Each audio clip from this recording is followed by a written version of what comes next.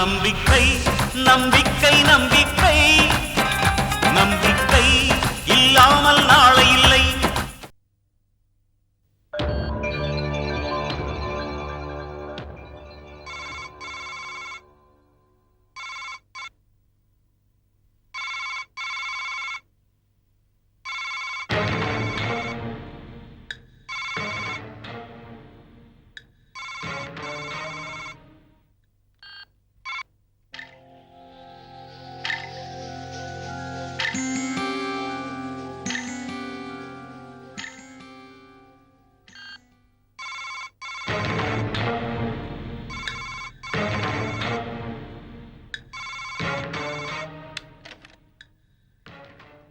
Hello hello, ஆ யார் பேசுறது?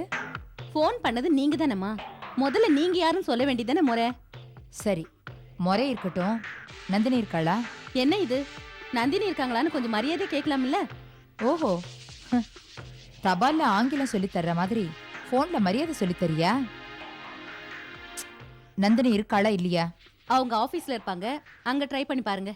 சரி, நீ யாரு? இத பாருங்க, இன்னும் நீங்க யாருன்னு சொல்லல. நான் சிந்தாமணி பேசுறேன்.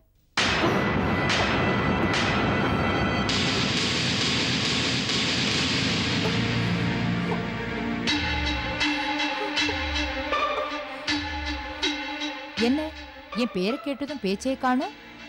நீ யாரு? நான் நந்தினியோட அம்மா. என்னது, நந்தினியோட அம்மாவா? முதல்ல அவ அனாதன்னு சொன்னா, அப்புறம் ஒரு அப்பான்னா, இப்போ ஒரு அம்மாவா? கன்னித்தீவு கதை மாதிரி போய்கிட்டே இருக்கே. நீ யாருன்னு நான் அப்புறமா பாக்குறேன்.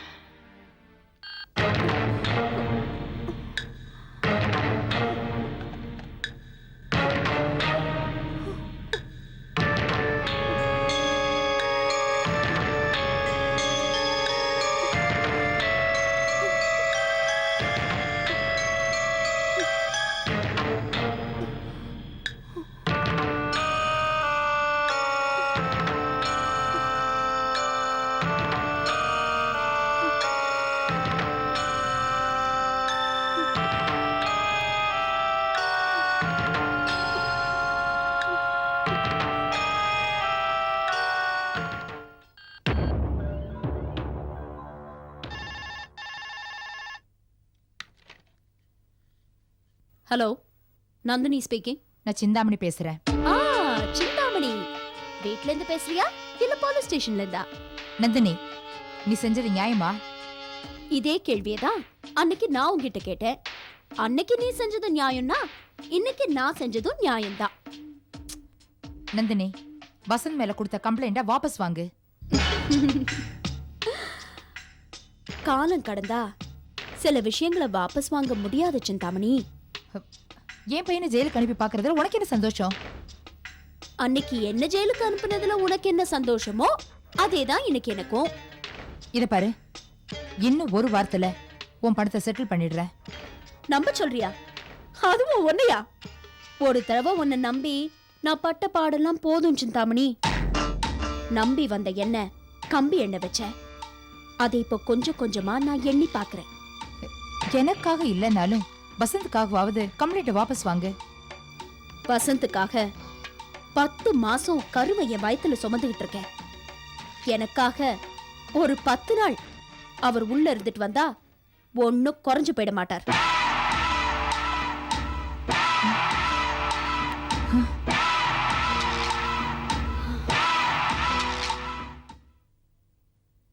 இந்த பாருங்கம்மா, டைம் முடிஞ்சு போச்சு. 203 அவரை கோர்ட்ல ப்ரொடியூஸ் பண்றதுக்கு ஏற்பாடு பண்ணியா? ஓகே சார், வாங்க சார் போலாம்.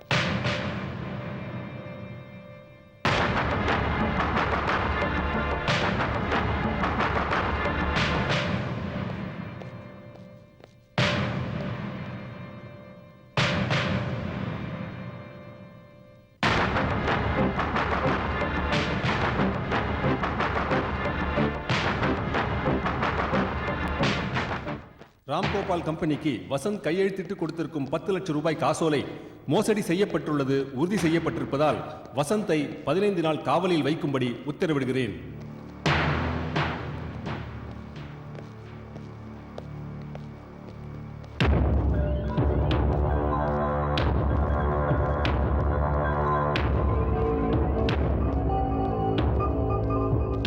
வசந்த், கவலைப்படாதப்பா.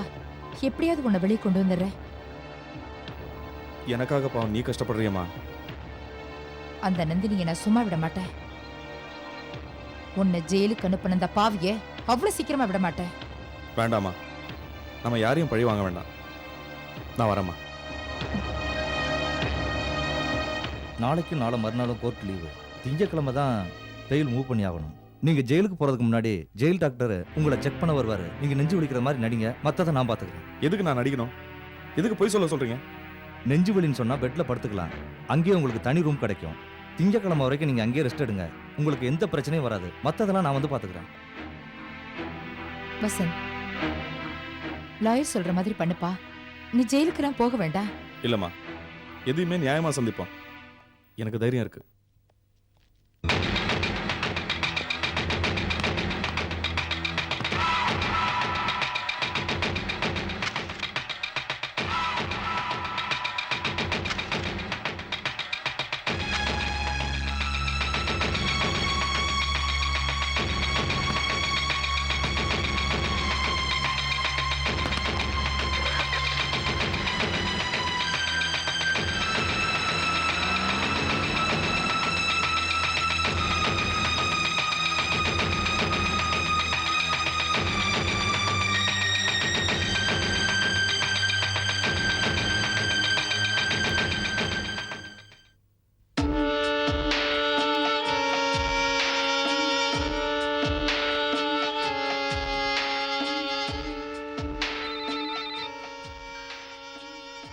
ஹலோ.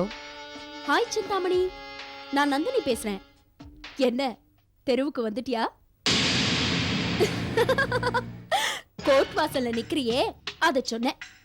அன்னைக்கு நான் கோர்ட் வாசல்ல நின்னப்போ உனக்கு ரொம்ப சந்தோஷமா இருந்திருக்குமே. இன்னைக்கு எப்படி இருக்கு? ஆமா, உன் புள்ளைய போட்டோகிராஃபர் சுத்தி சுத்தி போட்டோ எடுக்கிறானா?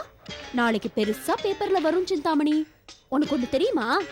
இந்த விஷயத்துல நீதான் எனக்கு குரு. சிந்தாமணி, நீ போட்ட விதை இப்போ வேகமா வளர்ந்துகிட்டு இருக்கு. அறுவடைக்கு தயாரா இரு.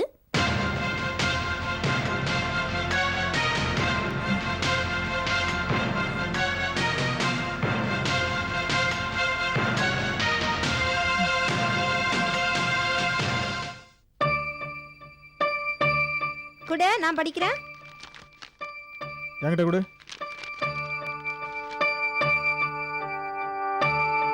என்ன இது, சின்னையாவோட போட்டோ பேப்பர்ல வந்திருக்கு? இந்த வீட்லயே முதலாளி ஐயா தான் நல்லவரு. அவரே புடிச்சிட்டு போயிட்டாங்களே.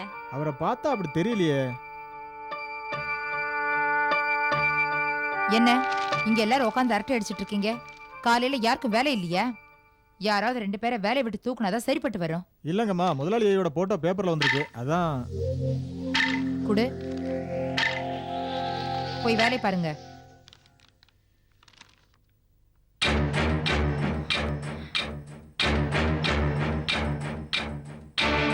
நம்ம குடும்ப கௌரவம் பேப்பர்ல வந்திருக்கு பார்.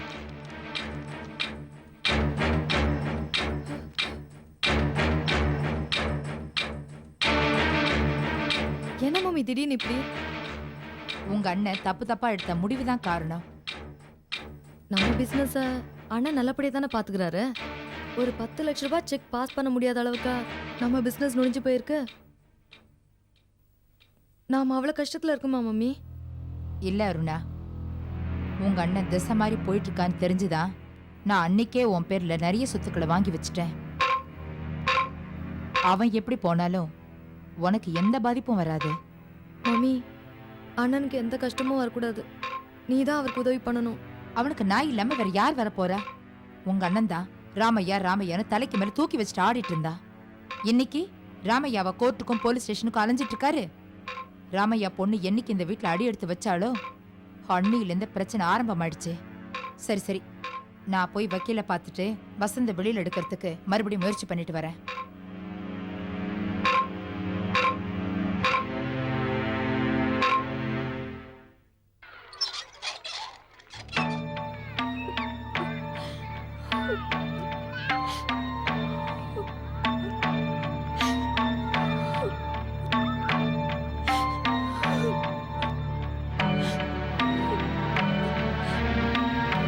ஜெயந்தி,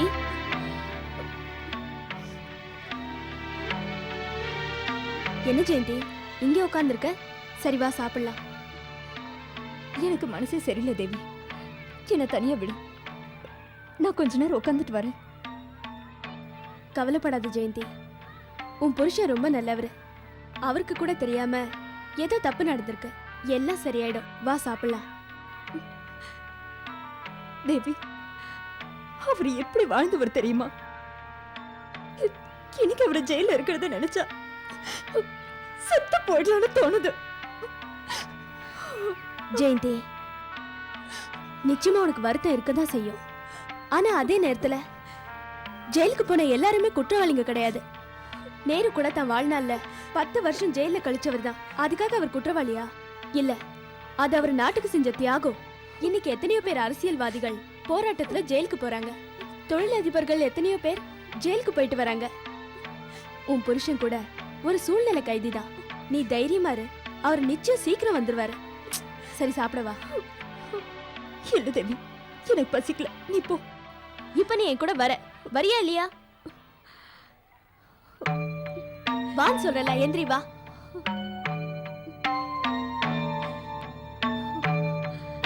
வா.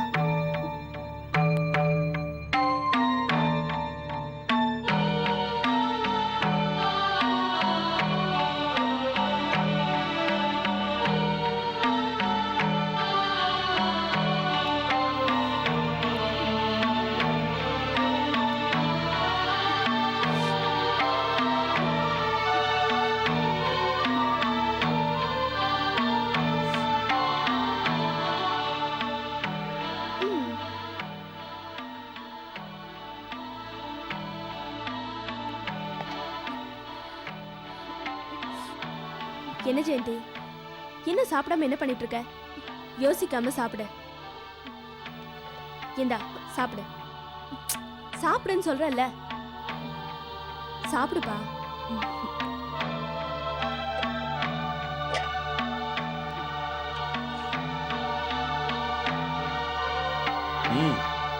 இவ்வளோ டேஸ்டியாக நான் சாப்பிட்டதே இல்லை.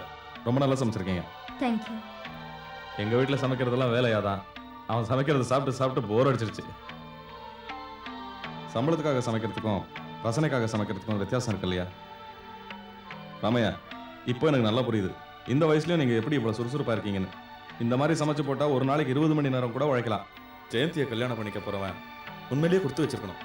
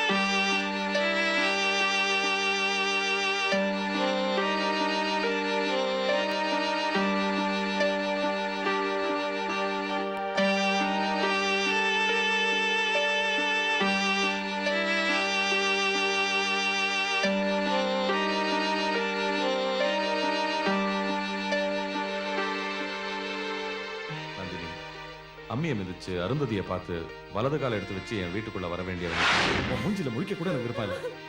என் மனசுல இந்த நிக்க ஒன்று தூக்கி எறிஞ்சிட்டேன்.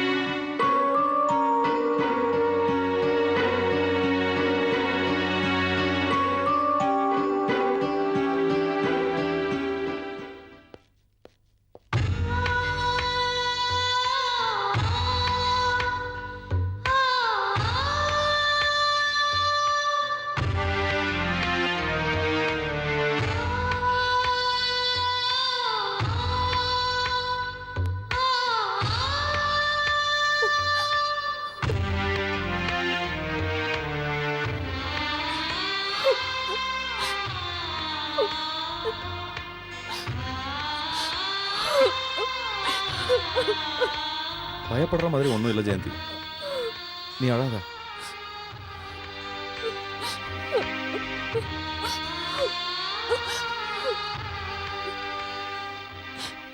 இந்த நேரத்தில் என்ன சொல்றதுன்னு எனக்கு புரியல ஜெயந்தி. என் மேல எந்த தப்பும் கிடையாது. பிசினஸ்ல ஏற்பட்ட போட்டி என்னை இங்க கொண்டு வந்து நிறுத்திடுச்சு. நீங்க மனசறிஞ்சு யாருக்கும் எந்த பாவமும் செய்யாதவர். உங்களுக்கு இந்த நிலைமையை உருவாக்கி தந்தவங்க நிச்சயமா நல்லாவே இருக்க மாட்டாங்க. வேண்டாம் ஜெயந்தி, யார் பக்கம் நியாயம் இருக்குன்னு யாருக்கும் தெரியாது. நம்ம ஏன் அவங்களுக்கு சாபம் விடணும்? யாரா இருந்தாலும் நல்லா இருந்துட்டு போட்டோம். ஆமா, நீ இன்னைக்கு ஸ்கூலுக்கு போலியா? இல்லைங்க. பேப்பர்ல வேற என் போட்டோ வந்துருச்சுன்னு கேள்விப்பட்டேன். என்னால நீயும் சேர்ந்து அவமானப்பட வேண்டியிருக்கு ஜெயந்தி. உங்களால எனக்கு என்னைக்குமே அவமானம் வராதுங்க. எனக்கு வர இந்த பெரிய அவமானத்தை தடுத்தவராச்சே நீங்க. நான் இங்க வந்ததுல இருந்து நீ சாப்பிட்றதே இல்லைன்னு ராமையா நேத்து இங்க வரும்போது சொன்னாரு. ஏ ஜெயந்தி, நானே இங்க சாப்பிட்டுட்டு தானே இருக்கேன். நான் எங்கேயும் போல ஜெயந்தி, இந்த உலகத்துல தான் இருக்கேன். எனக்கும் உனக்கும் நடுவுல இந்த கம்பி தான் இருக்கு. நீங்க சாதாரணமா சொல்லிட்டீங்க, ஆனா என்னால அப்படி இருக்க முடியலையே. உங்களுக்காக கடவுள்கிட்ட வேண்டிக்கிறத தவிர என்னால வேற எதுவுமே பண்ண முடியல.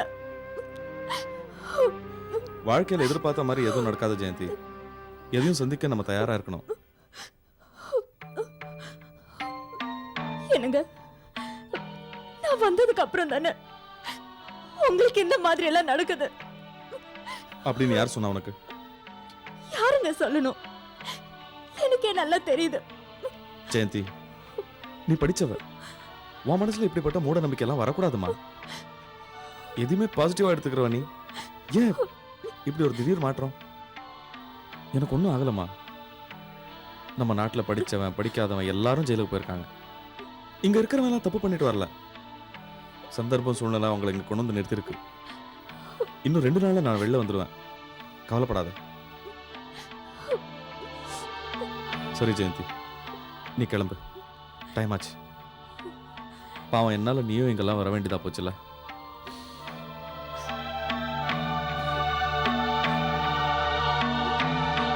சார், உங்களுக்கு டைம் முடிஞ்சிருச்சு. சரி ஜெயந்தி, நீ கிளம்பு. உங்க அப்பாவை நல்லா பார்த்துக்கோ.